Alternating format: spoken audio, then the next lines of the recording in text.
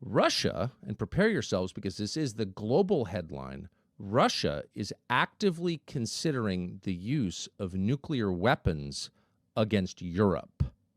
Not against Kiev, against Europe. Specifically, the UK and Germany. Just taking out the UK and Germany with nuclear weapons. That's a fact. Now, we're going to explain why we know that that's true in a moment. And at the end of this open, we're going to play an interview we did a few hours ago with a man called Sergei Karnagov, who is a longtime political advisor to Vladimir Putin and one of the most famous public intellectuals in Russia, been around for about 35 years, advised Boris Yeltsin, 30 years ago, more than 30 years ago.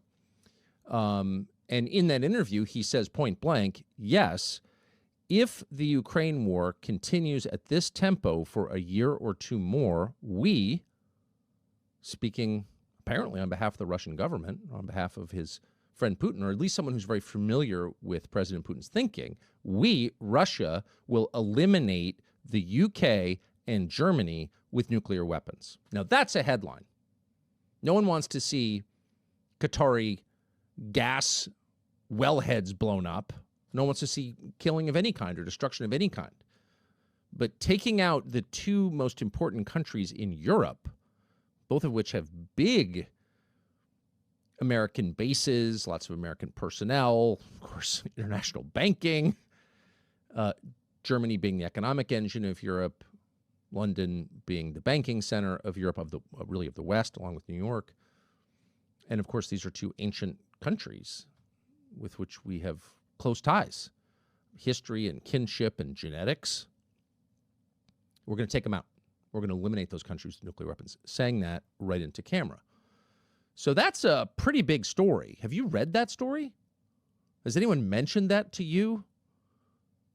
That the most famous public intellectual in Russia, a close friend of Vladimir Putin's, exactly the same age, the two were born a month apart, have known each other a long time, is saying in public that Russia plans to use nuclear weapons against Western Europe. Russia is going to blow up the UK and Germany if things don't get resolved soon. You probably haven't heard that. It hasn't actually been on the front page of the New York Times.